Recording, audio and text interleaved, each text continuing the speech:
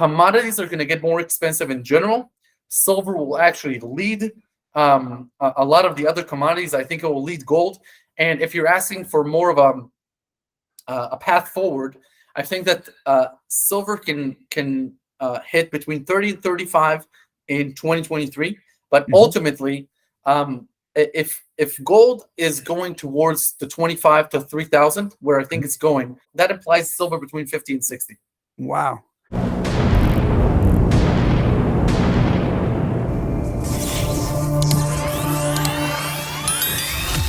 Hello, silver fans. This is T, and you're in the place to be for silver education, acquisition, and entertainment. Hey, the gentleman at the very beginning of that video is named Lior Gans, and he has a lot to say about the economy, macroeconomics, and of course, you know I had to ask him about silver and gold, specifically silver. So sit back, relax. You're in for a really educational interview. Enjoy.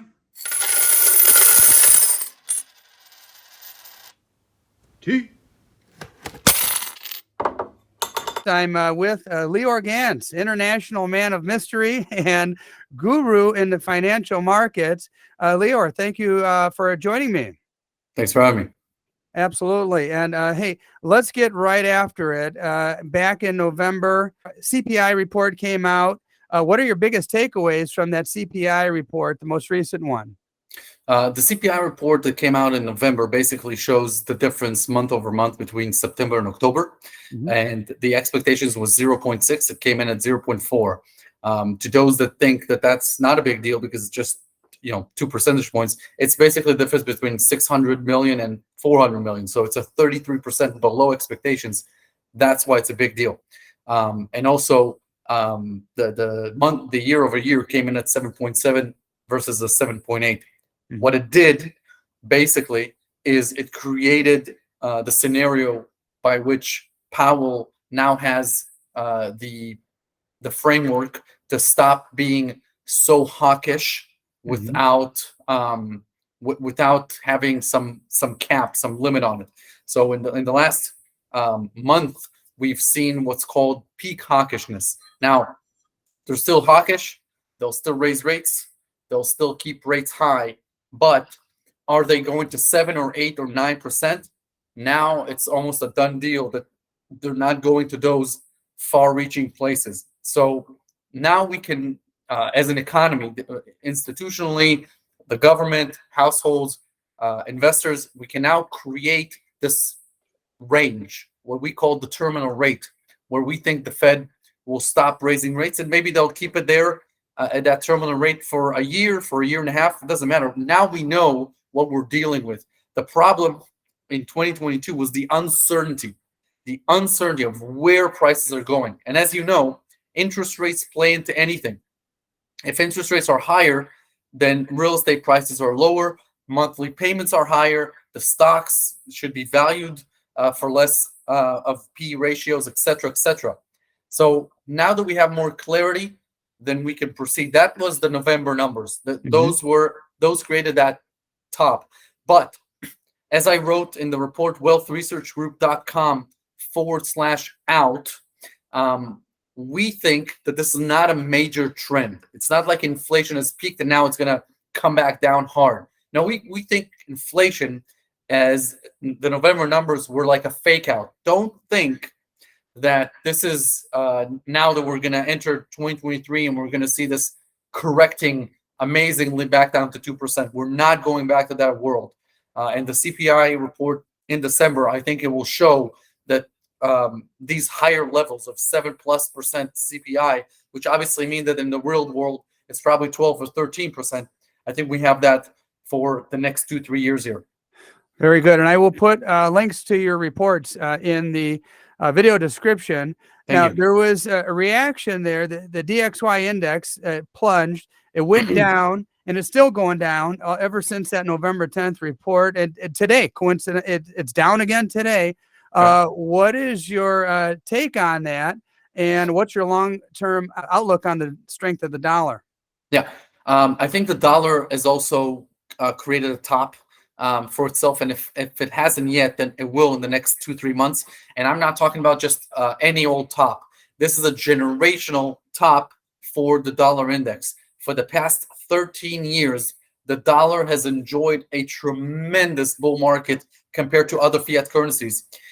In a world of disinflation in America, the dollar was very strong, and and obviously with what happened in 2018 with the tariffs, and then 2020 with the pandemic, the rush to safe haven in terms of fiat currencies, and compared to other fiat currencies, the dollar is a safe haven, created this framework for a very strong dollar.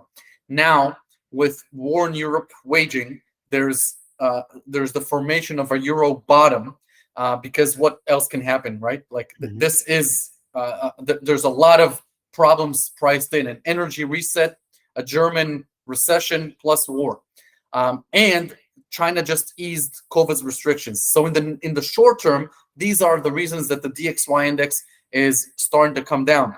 In the longer term, I think that what we're seeing are two major trends that will weaken the dollar, and I think the dollar index is ultimately going towards the 80s, the lower 80s. Whoa. In the next 5-6 years. I think before the end of this decade, you will see the dollar index trading in the low 80s. That's a heck of a swing. Oh yeah, I think we are heading into a very severe dollar bear market. Two reasons for this: one, deglobalization. You have two blocks forming: the China-Russia block, with their respective countries that will trade more with them. Could be Middle Eastern countries, could be African countries, could be countries like Indonesia, Malaysia, etc. Those will form some sort of a block, perhaps even a competing fiat currency to the dollar in terms of their own little reserve currency that they can trade more freely amongst them.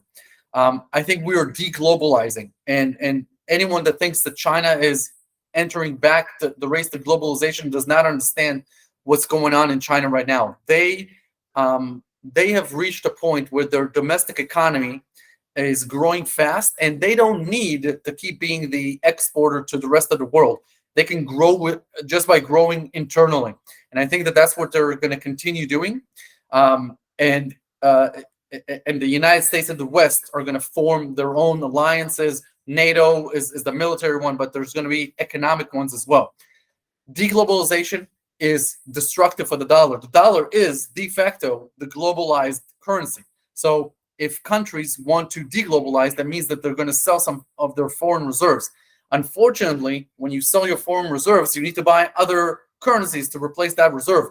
There are no good alternatives to the dollar, if you're speaking broadly, and that's why I think gold has a really good chance of eclipsing its all-time high from August 2020 during 2023, because a country's deglobalizing, selling dollars and dollar-denominated assets, treasuries, and getting into the only hard currency that has no ties to any nation.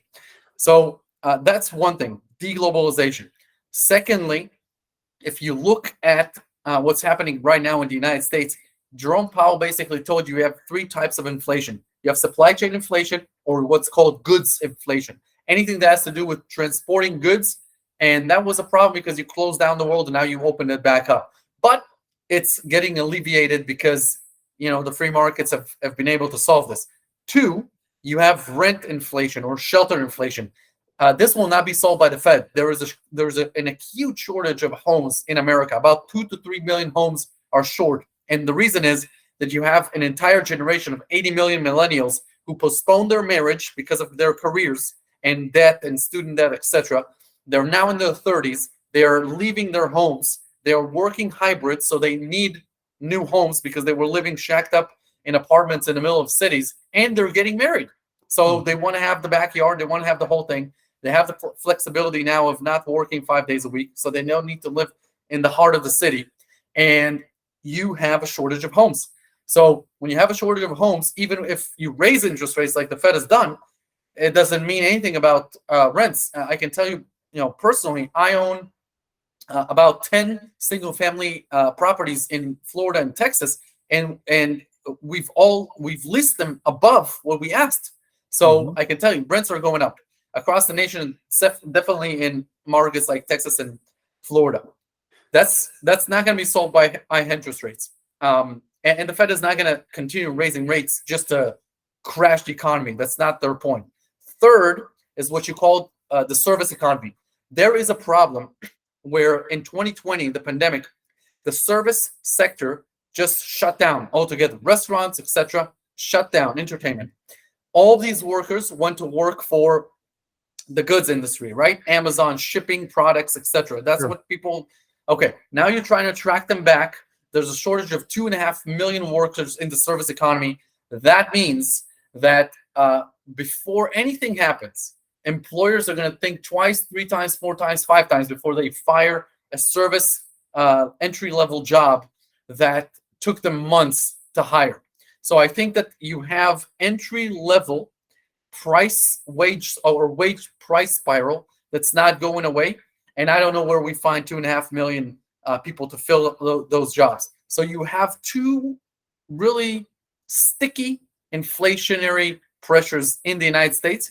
And that's why I think that when it's all said and done, after the Fed raises by 50 basis points in a week, exactly a week from now, right, on the 15th, I think that the markets will start to come to the realization that we have sticky inflation. And in a sticky inflation environment, you do need to hedge your portfolio. This is not the 2010s where there was no inflation anywhere, like printing money and there's no inflation. There's 1 point. Now it's the other way around. So you need to hedge. You need to buy some gold in your portfolio.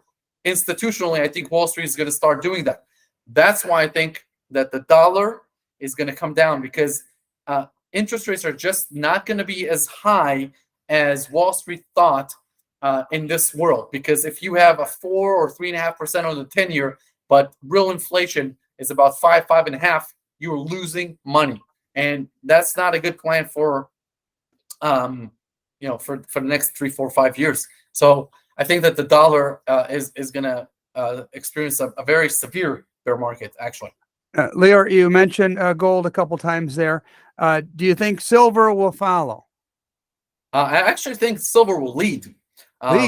Yeah. Right, well, two things. One, if you haven't downloaded wealthresearchgroup.com/fake, I think you should do that. That shows you why the dollar was strong in 2022, even though it's a fake haven, not a safe haven, and why it will collapse during the next 3, 4, 5 years. Collapse meaning it's going to go down by about 25%. And then if you look at what Paul Singer, the Titan hedge fund manager, said just recently about gold and hyperinflation in America, these are very telling signs of what Wall Street thinks. So if you haven't been able to read the memo, the complete memo, I summarized it at wealthresearchgroup.com/Paul, as in his name, Paul. I think you should read that. And when you talk about silver, silver is the most inversely correlated asset class in the world to the dollar. So the reason that silver suffered so much during the 2010s is because the dollar was strong. When the dollar is weak, demand for silver, both from the institutional level and because of the rise of China, basically, and the commodities economy, because every country in the world right now is thinking of how they can source reliable commodities. Because if the petrol station of the world, Russia, was ideologically stubborn enough to say to us, access to the Black Sea and Crimea is more important than selling oil to Europe, then you just don't know what's coming next. And so you need reliable sources for commodities. Now, reliable means expensive, because cheap means globalized. If I can be a European country that has zero oil reserves, zero employees that are employed in the oil industry, and just get everything outsourced, that's obviously the most efficient way to do it. But if I can't create that, then I need my own reserves. I need this, I need that, I need more machinery, more people. This gets expensive. The same thing with supply chains, the same thing with silver, the same thing with commodities. Commodities are going to get more expensive in general. Silver will actually lead a lot of the other commodities, I think it will lead gold. And if you're asking for more of a path forward, I think that silver can hit between 30 and 35 in 2023. But ultimately, if gold is going towards the 25 to 3,000, where I think it's going, Yes. I think there's a 50 to 1 ratio between gold and silver as the bull market ends. So that implies silver between 50 and 60. Wow. Fantastic. My viewers are going to love to hear that. It's definitely not going to be a 1 to 2 year event. This is between now and 2029. Well, hey, Lior, I appreciate your time. It's always a pleasure chatting with you. And Absolutely. this was a blast. I really appreciate you coming on my channel. Thank you for having me.